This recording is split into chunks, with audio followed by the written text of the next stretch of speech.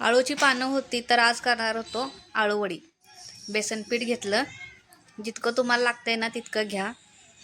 हळद टाकली, त्यात मिरची आणि लसूण याचा ठेचा करून घेतला होता. त्याच्यानंतर ते एक चमचा टाकून घेतला. मीठ टाकलं, तीळ टाकली आणि ते सगळं बारीक करून घेतलं. ओवा पण टाकला होता, त्यात हाताने स्मॅश करायचा आणि त्यात टाकला होता. त्यानंतर थोडं थोडं पाणी टाकून त्याच्या गाठी फोडून घ्यायच्या आणि असं जाडसर असं पीठ करून घ्यायचं त्याचं.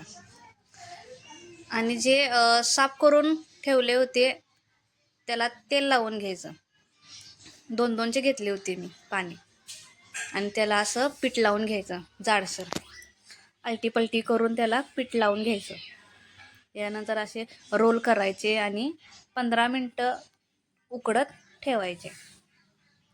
15 मिनटं ठेवायचे. छान उकडून होतात ते.